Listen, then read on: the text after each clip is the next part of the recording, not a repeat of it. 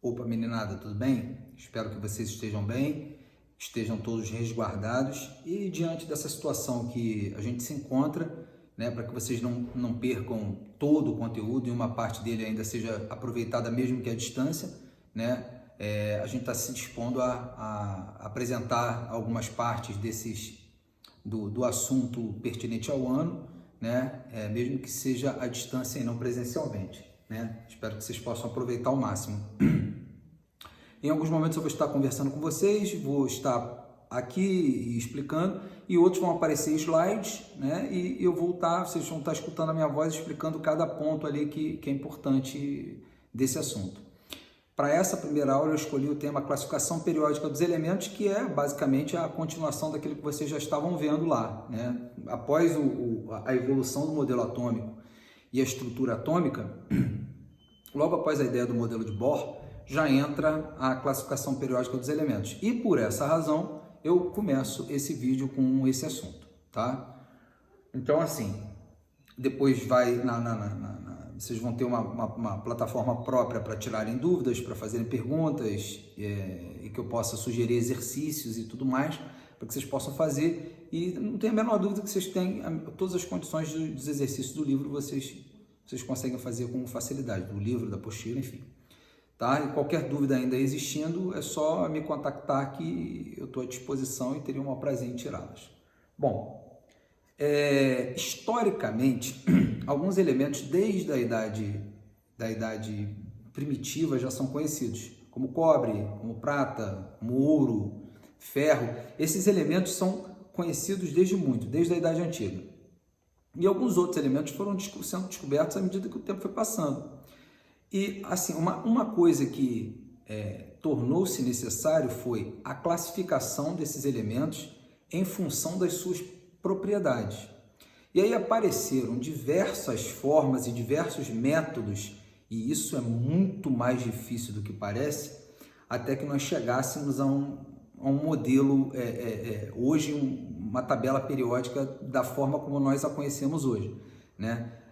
Só para vocês terem uma ideia, a tabela periódica de hoje, ela se parece muito, com algumas lacunas, faltando, com a tabela do século XIX de Mendeleev, que já deu um trabalho danado. Eu comento mais à frente a história de como ele organiza essa tabela. Uma parte é folclore, a outra parte é realidade, e a parte que é folclore a gente não tem nem como duvidar, né?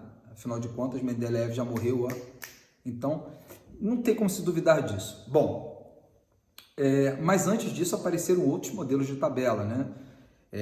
Tríades, tabelas periódicas baseadas em oitavas, parafusos telúricos, a tabela de Dobenheiner, de Champ-Courtois. E aí esse histórico da tabela periódica, ele, no fim das contas, ele é importante, mas se você pensar do ponto de vista para avaliações de concurso, ele é menos importante, ele é menos cobrado. A parte mais importante da tabela, e aí sim vocês têm que estar muito atentos, é período, família e as similaridades. Os elementos são agrupados em determinados períodos, por quê? O que representam esses períodos? Os elementos são classificados em algumas famílias, por quê? O que representam essas famílias? Então, a ideia base desse vídeo é que você, ao término dele, você consiga compreender a ideia de período, a ideia de família, a estrutura na sua totalidade da tabela periódica, né? Entendendo o movimento que ocorreu até que ela chegasse aqui, até o modelo que nós temos hoje, né? E a partir desses conceitos, né, você consiga construir a ideia de uma tabela uniforme. E a partir disso, né, com a localização do elemento, né, baseado lá no seu período e na sua família, a partir disso você consiga prever o comportamento desse elemento frente a algumas ligações que ele possa efetuar. Tipos de compostos que eles possam formar a partir de propriedades, né, em que eles são agrupados por alguma razão, né, seja pelo número de níveis eletrônicos que ele possui, ou seja pela familiaridade de características que ele tem com outros elementos que estão presentes na mesma família, tá? Então, a gente vai partir para ver esse primeiro histórico. Vamos lá? Bem, assim como eu tinha falado anteriormente, O desenvolvimento da tabela periódica, ela se dá ao longo de anos, né? Então, assim, carbono, ouro, prata, cobre, eles são conhecidos desde a antiguidade. Entre 1735 e 1843, a maior parte dos elementos foram descobertos. E aí depois eu acho que vale a pena vocês até procurarem sobre a Universidade de Berkeley. Tem até um elemento aí que é em homenagem a ele, que é o Berkelio. Né? Você vai ver que a maior parte desses elementos foram descobertos nessa universidade. Agora, o grande problema e isso eu tinha falado anteriormente também, né? Como é que você vai agrupar esses elementos, né, em função da descoberta deles e em relação às suas características? Bom, aí existiram várias possibilidades e várias ideias, né? Uma delas é de Dobenheiner, né? Os elementos eles estavam arrumados em tríades, né? E a massa do elemento central era uma média aritmética comum, né, dos outros dois. Aí tem um exemplo aí do cálcio, do estrôncio e do potássio, elementos agrupados numa tríade. Em 1862 aí tem o parafuso de Champ-Courtois, chamado parafuso telúrico, né? Os elementos eram distribuídos em espirais, 16 elementos por espirais e propriedades semelhantes na mesma linha vertical. Repara que esse tipo de abordagem é uma abordagem muito mais complicada do que a que a gente tem hoje, né? Hoje a gente tem uma tabela muito mais simples de ler do que essas primeiras que foram, né, pensadas. Tem as oitavas de Newlands, né, que agrupa os elementos em ordem crescente de massa atômica em colunas verticais de 7 elementos. Elementos com propriedades semelhantes nas mesmas linhas horizontais. Você repara que isso aí tem por isso é que é chamado de lei das oitavas, né? Você tem uma similaridade com a estrutura das oitavas das notas musicais, né? E aí, já em 1869, você tem a tabela de Mayer e Mendeleev, principalmente de Mendeleev, né? Russo, eles ordenam os primeiros elementos em ordem crescente de massa atômica. Mendeleev ele formula essa lei periódica, né? Que a propriedade dos elementos são funções periódicas das massas atômicas. E aí, há de se pensar o seguinte: primeiro, Mendeleev ele tinha um conjunto de cartões em que ele escrevia, né, o nome do elemento, né, e as propriedades que ele conhecia daquele elemento. E reza a lenda de que Mendeleev também era comerciante. Ele estava aguardando o rapaz com a carruagem para levá-lo ao centro, né, de São Petersburgo. E nesse momento em que ele aguardava, ele dormiu sobre os cartões. E quando ele dormiu, ele já tinha se embaralhado em várias tentativas de organizar os elementos em ordem crescente de massa atômica. Parece hoje, olhando, né, como qualquer evento aleatório, quando a gente olha depois a coisa já pronta, que foi muito simples de fazer, mas muito pelo contrário. Muita gente deu muita cabeçada para organizar esses elementos e foi muito difícil. E é nesse momento que Mendeleev aparece e surge para ele como um sonho. Ele sonha com a organização dos elementos e sonha com as colunas vazias e com os espaços vazios com elementos que ainda não existiam, fazendo previsões muito próximas daquilo que é verdade hoje para os elementos que foram descobertos a posteriori, o que é uma coisa incrível. Se você parar para pensar que entre um elemento e outro, ou entre um elemento existiam 4 outros elementos, ele previu a existência desses elementos, né?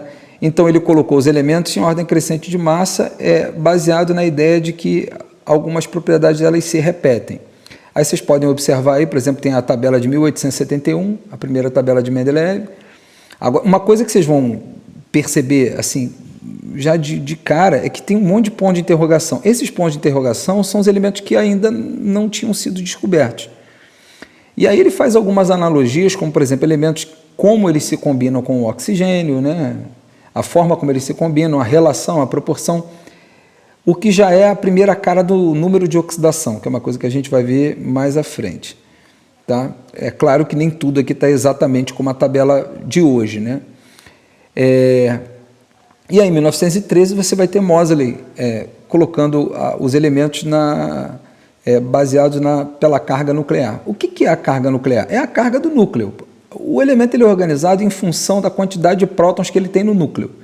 Então, os elementos eles vão ser organizados em ordem crescente do número de prótons, quer dizer, do seu número atômico. O número de prótons é o número atômico, antes que você se pergunte. Quando a gente fala sobre carga nuclear, é quantos prótons o elemento tem no núcleo. Se ele tem 1, é o hidrogênio. Se ele tem 2, é o hélio. Se ele tem 3, é o lítio. Se ele tem 4, é o berílio, e assim sucessivamente. Tá? Então, basicamente é isso. Os elementos eles são agrupados em ordem crescente de números atômicos, variando a sua periodicidade em função das famílias e dos períodos, que é uma coisa que a gente vai começar a ver agora. O que são? Porque se você olhar, a tabela é agrupada em linhas horizontais e verticais, em que as linhas horizontais representam os períodos, né, que hoje nós temos 8, e as linhas verticais correspondem às famílias, que nós temos 18. Essas famílias, inclusive, já foram agrupadas com as letras A e B, né, para indicar A, elementos representativos, e B, elementos de transição. E aí vocês vão perceber que a gente também tem duas linhas horizontais destacadas na tabela periódica, né, que estão ali na 6ª e na 7ª linha, olhando de cima para baixo. Né? São chamados de série de lantanídeos e série dos actinídeos. Não tem muito mistério, não. É lantanídeos porque o nome do primeiro elemento é lantânio e actinídeos porque o nome do primeiro elemento é actínio. Né? Basicamente é isso. Mas eles já foram chamados de outros nomes também, como metais, terras raras, enfim. Tem um monte de nome aqui, tem um monte de história por trás de cada elemento desse da tabela periódica. Mas eu não vou poder abrir um hiperlink para cada elemento desse, porque senão essa aula aqui vai demorar uns 5 dias para eu falar só da primeira família. Né? Então vamos para o que interessa, que é agrupar os elementos em linhas verticais e linhas horizontais, entender o que é período e entender o que é família. Vamos lá? Os elementos eles estão distribuídos segundo linhas e colunas. Vamos deixar isso claro? Linhas são horizontais, colunas são verticais. Nós temos, com muito boa vontade, 8 linhas. 18 colunas. Essas linhas, elas são chamadas de períodos. Elementos que estão no mesmo período têm o mesmo número de níveis eletrônicos. O que são esses níveis eletrônicos? Se você lembrar lá um pouquinho atrás do modelo de Bohr, o que Bohr disse? Que o núcleo atômico, o elétron, só pode estar em um determinado nível que corresponda à quantidade de energia que esse elétron possui. E que esse nível ele tem que ser obrigatoriamente um número inteiro e que ele representa efetivamente a distância do elétron ao núcleo. Então, tem alguns níveis que comportam 2 elétrons, outros níveis comportam 8 elétrons, outros níveis 18, outros 32 e assim vai. A quantidade de elétrons comportados por níveis vai bater com a ideia de subníveis. O que são subníveis? São assim, com boa vontade também, a trajetória basicamente percorrida pelo elétron. A trajetória que o elétron descreve, talvez seria mais... Porque assim, os subníveis, no subnível você tem orbitais, que são regiões onde a probabilidade de encontrar-se um elétron é máxima. E o que a gente tem no formato geométrico do orbital é, na verdade, um gráfico que representa uma função de onda. Essa função de onda, ela é basicamente o que descreve o elétron a partir da ideia de que o elétron é uma partícula-onda. E não se há como dissociar isso. Ele não é ora uma partícula, ora uma onda. Não, ele é simultaneamente uma partícula-onda. Ele tem uma natureza corpuscular, mas pode ser descrito como uma função de onda. Tá. Tendo entendido isso, cada elemento ele vai apresentar um determinado número de elétrons. Esse número de elétrons vai ser correlato ao seu número atômico, porque a carga nuclear, que é a carga que ele tem no núcleo, ele vai ter uma determinada quantidade de prótons. E essa carga nuclear corresponde ao quê? Corresponde a quantas cargas positivas ele tem. O número de elétrons vai ter que ser exatamente igual. Por quê? Porque o átomo é uma espécie eletricamente neutra. O que não é nêutron é íon. A gente já falou sobre isso. Então, como o átomo é uma espécie eletricamente neutra, se ele tem um próton, ele tem um elétron. Se ele tem 92 prótons, ele vai ter 92 elétrons. Entendido isso? Esses 92 elétrons vão ser distribuídos segundo níveis, que são distâncias, né, do elétron ao núcleo, e subníveis, que são trajetórias possíveis que o elétron pode percorrer em relação ao núcleo. tá? Que podem ser circulares ou elípticas. Esse S, por exemplo, é de trajetória circular e o P, D e o F são de trajetórias elípticas, né? Uma elipse oval, uma elipse média e uma elipse alongada, tá? Esses aí seriam os subníveis. E tudo isso é colocado dentro de um diagrama em ordem crescente de energia de níveis e subníveis, né? Que aqui no Brasil a gente chama de diagrama de Pauling. Não tem nenhuma relação com Linus Pauling, porque não foi ele que criou esse diagrama e esse nome eu já também acho que eu já comentei, só é usado aqui no Brasil. É exclusivamente brasileiro a gente chamar aquele diagrama de ordem crescente de energia em níveis e subníveis de diagrama de Pauling. Bom, agora por que culturalmente a gente chama de diagrama de Pauling eu não sei. Bom, voltando para o raciocínio. Nós temos então linhas, né, onde estão os elementos com o mesmo número de camadas eletrônicas e colunas. Essas linhas são chamadas de períodos. Então, a priori, nós temos 7 períodos, 8 períodos, com muito boa vontade, né? Então, nós temos a possibilidade de termos elementos com 1, com 2, com 3, com 4, com 5, com 6, com 7.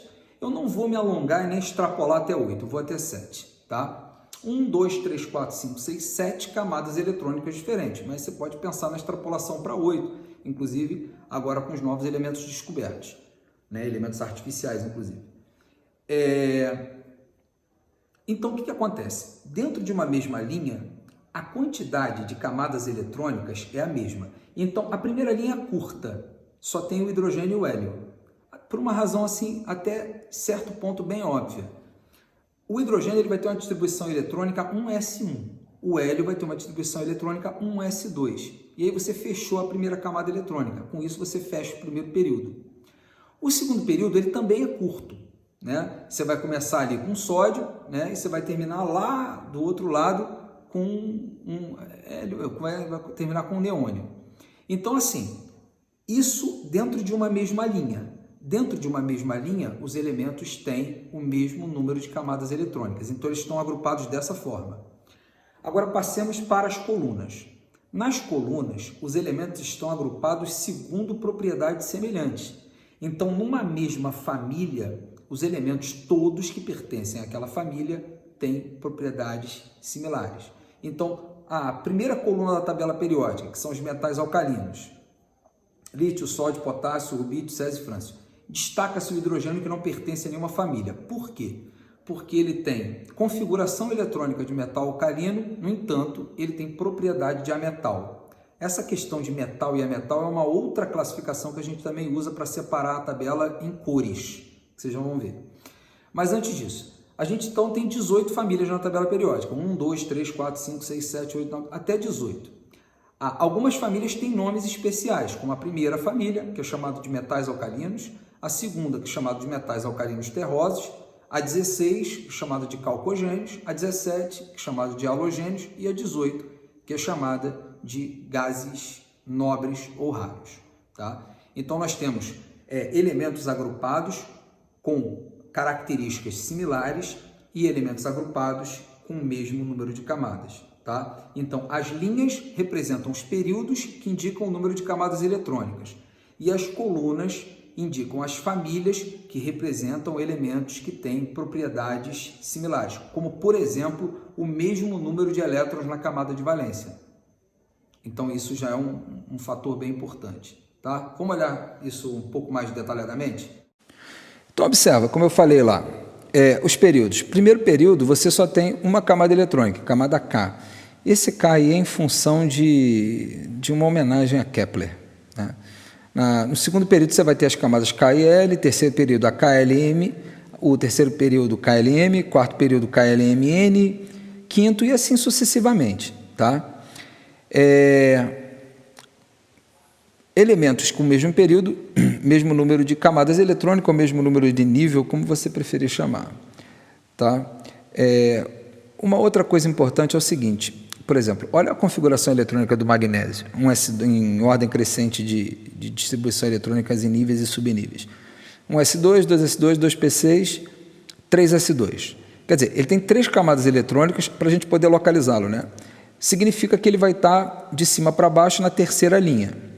Agora, observa que ele termina no subnível S, que que é um outro ponto importante que a gente vai ver.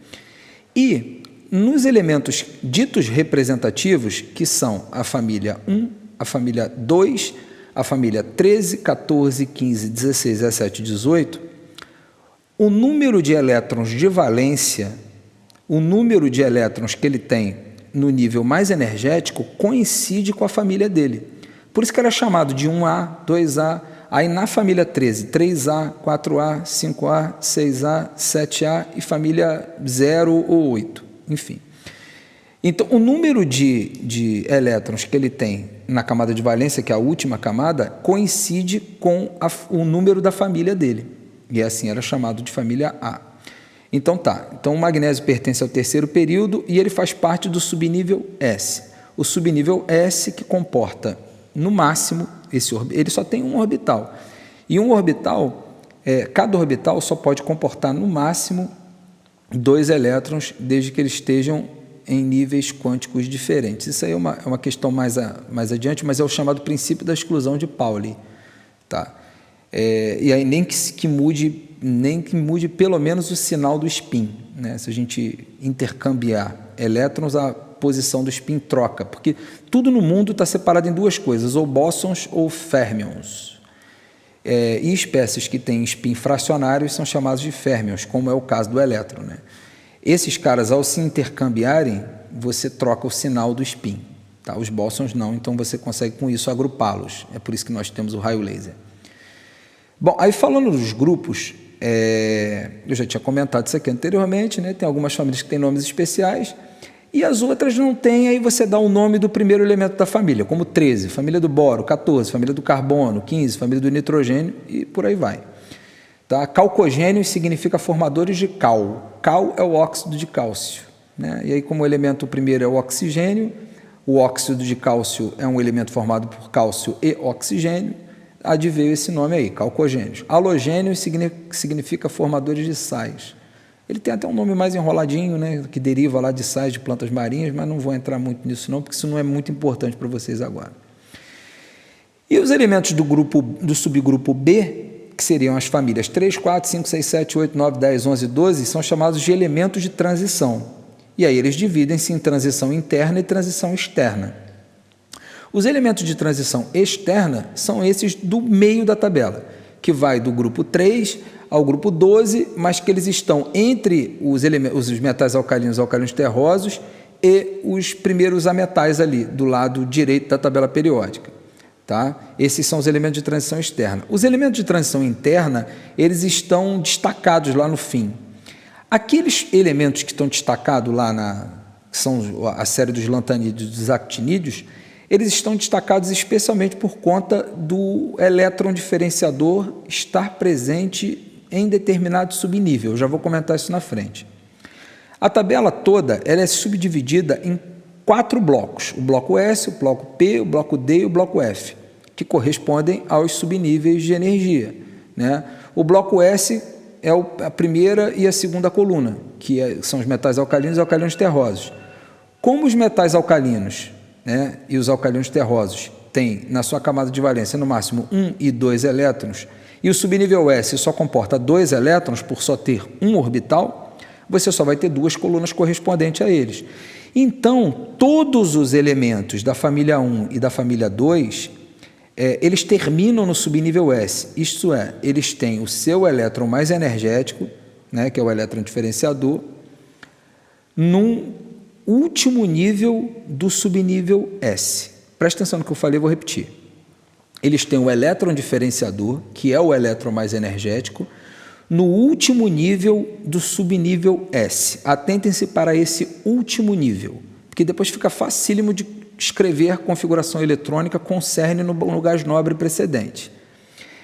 Os elementos das famílias de 13 a 18, eles têm o elétron diferenciador no último nível do subnível P. Se você contar de 13 a 18, você vai encontrar 6 colunas diferentes, que correspondem a P1, P2, P3, P4, P5 e P6. Repara que em P6, como o subnível P tem 3 orbitais, ele não vai apresentar com 6 elétrons, né? Não vai apresentar nenhum elétron desemparelhado, quer dizer, nenhum elétron sem par.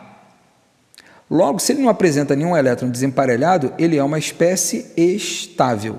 Daí é só contar. A primeira coluna termina em 2p, a segunda coluna termina em 3p, a quarta em 4p, a quinta em 5p, a sexta em 6p, a sétima em 7p, com os novos elementos descobertos. Agora, a diferença para os elementos de transição vai consistir no seguinte: os elementos de transição externa, eles apresentam um elétron diferenciador no penúltimo nível do subnível D. Então, o elétron diferenciador não vai estar no último nível eletrônico. Você pega um elemento qualquer, por exemplo, sei lá, titânio, o número atômico do titânio é 22. A distribuição eletrônica dele vai ficar 1s2, 2s2, 2p6, 3s2, 3p6, 4s2, 3d2. Repara, 4s2 é o nível mais externo, mas 3d2 é o mais energético. Então, repara, o nível 3, ele é o penúltimo nível do subnível D. Então, o elétron diferenciador vai se encontrar no penúltimo nível do subnível D. É isso que caracterizam esses elementos do meio, do bloco do meio da tabela.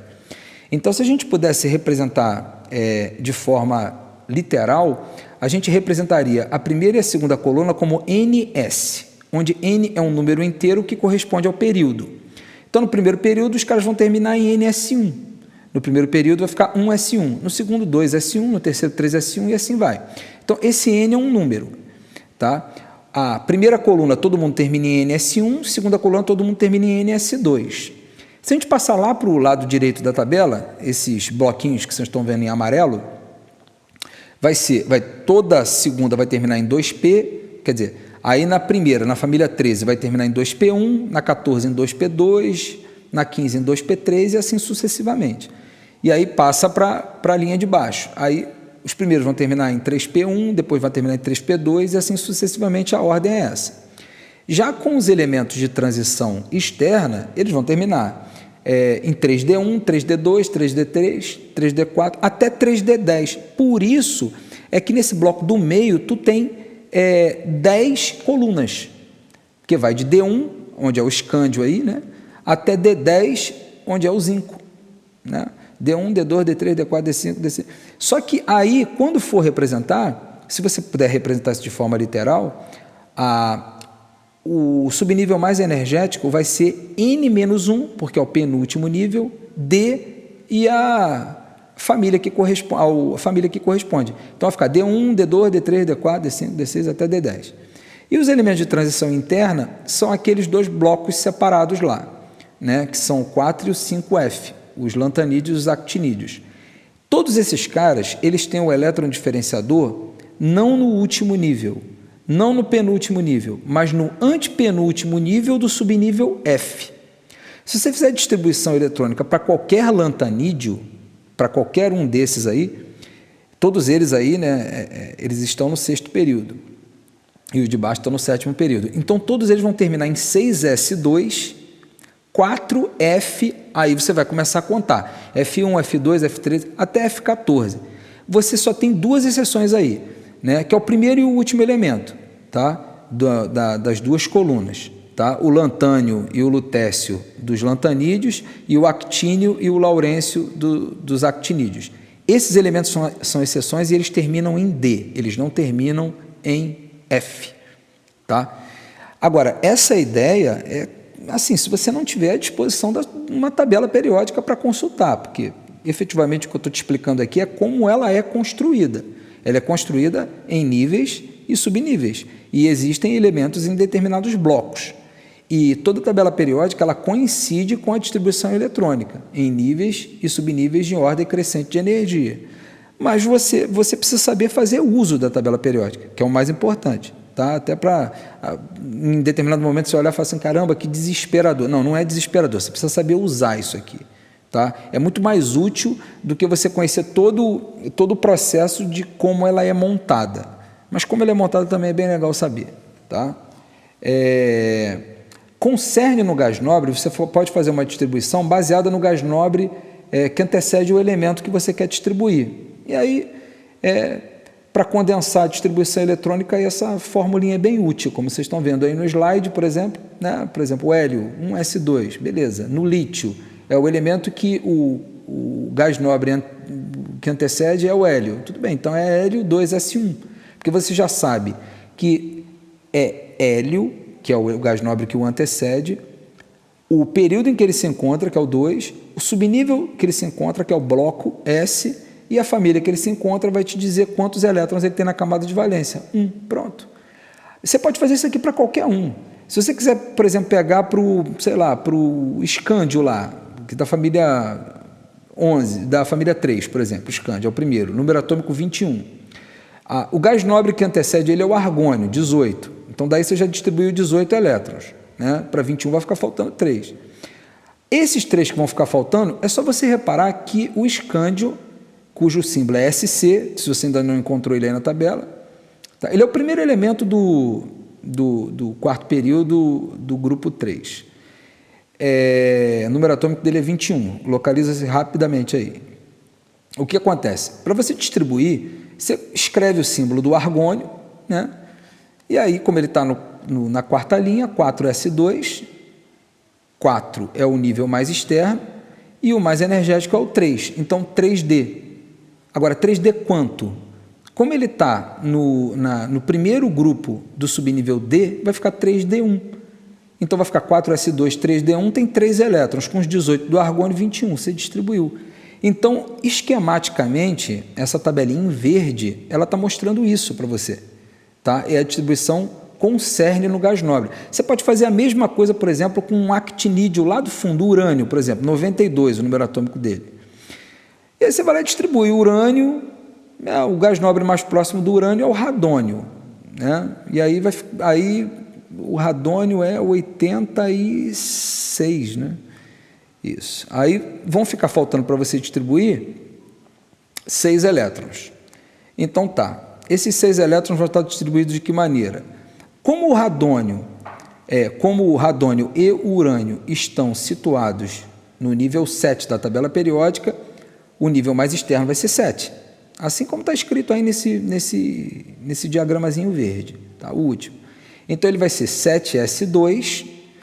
Como todos os metais de transição interna, com exceção do primeiro e do último, como eu já falei, nessas duas linhas, o elétron diferenciador vai estar no antepenúltimo nível do subnível F. Então, se o último nível é 7, o penúltimo é 6, o antepenúltimo é 5. Então, vai ser 5F. Como você já distribuiu 7S2, estão faltando para 6, 4. Então, vai ficar 5F4. Mas se você não quiser ter todo esse trabalho, é só você contar da esquerda para a direita que tu vai ver que na quarta casinha vai estar lá o urânio, número atômico 92. Uma outra forma de classificar os elementos é segundo as suas propriedades. Aí, basicamente, a gente tem o quê? Metal, não metal. Até algum tempo atrás, entre metal e não metal, você tinha uma categoria chamada de semimetal. Isso já caiu em desuso, então a gente nem vai entrar nesse contexto. Então, a gente tem o que é metal, a parte desses que eram chamados de semimetais foram alocados para os metais, os que tinham mais propriedades próximas dos metais, e outros para os não metais, os que tinham propriedades mais próximas dos não metais. Então, nós temos metais, não metais, gases nobres e, à parte, o hidrogênio. Então, vamos lá. Primeiro, segundo as suas propriedades, os metais possuem um brilho característico, são sólidos na temperatura ambiente, com exceção do mercúrio, que é o único metal líquido, são bons condutores de eletricidade e calor, até por conta de terem elétrons livres, mas isso eu vou falar bem a posterior, quando eu comentar sobre ligação metálica. E aí vai ficar mais claro essa ideia de mar de elétrons. Então, eles são bons condutores de calor e eletricidade, são dúcteis, quer dizer, possuem uma boa capacidade de formar fios, são maleáveis, boa capacidade para formar chapas, possuem alto ponto de fusão e alto ponto de ebulição. Basicamente, essas propriedades são as mais importantes. tá? Por sua vez, os não metais têm propriedades antagônicas a essa que eu acabei de dizer. Eles não são bons condutores de eletricidade e calor, na verdade a grande maioria é isolante, né? Eles têm baixo ponto de fusão e ebulição, a grande maioria é gasosa na temperatura ambiente. Os gases nobres, como o próprio nome diz, eles são gases raros, inertes quimicamente. Aí você pode até dizer para mim, não, eu andei procurando documentos na internet, artigos, e que existem vários compostos formados a partir de gases nobres. Ok, difícil você encontrar compostos, por exemplo, formados a partir de hélio, moléculas com hélio e tal, mas com os outros é possível. Inclusive, quanto maior for o raio desse elemento, quanto maior for o tamanho dele, quanto maior for a carga nuclear dele, isso eu vou explicar também a posteriori, você tem a maior probabilidade de formar moléculas com esses caras, que a gente vai chamar inclusive de complexos de coordenação, que nem faz parte do escopo do curso, mas em algum momento eu vou comentar como curiosidade. E existe possibilidade de formar sim moléculas com gases nobres, e tem um monte de artigos que falam sobre elas. Mas para a gente eles vão ser inertes quimicamente, estáveis e raros. E o fato deles serem inertes, né, de não possuírem reatividade, de não reagirem, é por uma razão muito simples. Eles estão na última coluna, né?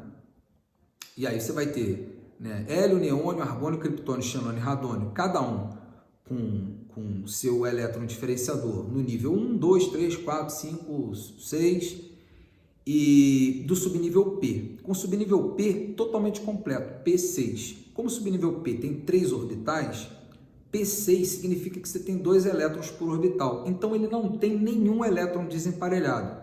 E é por conta de não possuir elétron desemparelhado que ele não possui reatividade, tá? Porque ele já é estável.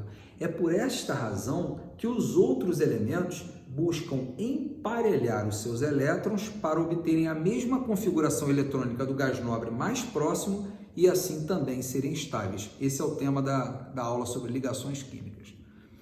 Bom, o outro cara que a gente vai classificar é o hidrogênio. Por quê? Porque o hidrogênio não tem uma família definida para o hidrogênio. Porque ele tem configuração eletrônica de metal alcalino, né?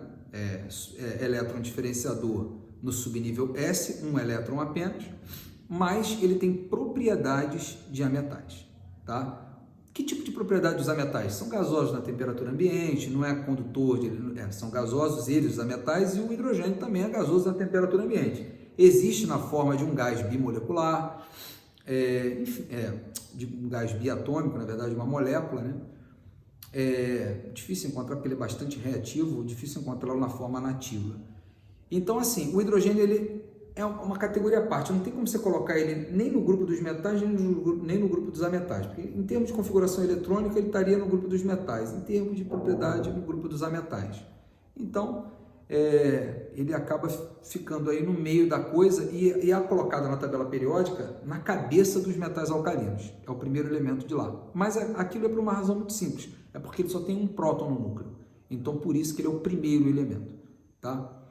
Bom, essa é a primeira visão geral da tabela periódica, desde a sua estrutura histórica, tá? A concepção da tabela moderna, tá? Até o que representam as linhas e as colunas, que são os períodos e as famílias. Espero que eu tenha sido bastante claro, e outros vídeos aparecerão, né, num curto espaço de tempo. Espero que vocês façam exercícios, na apostila, no livro tem um monte, e qualquer dúvida é só mandar, tá? Um grande abraço, estejam todos bem e cuidem-se.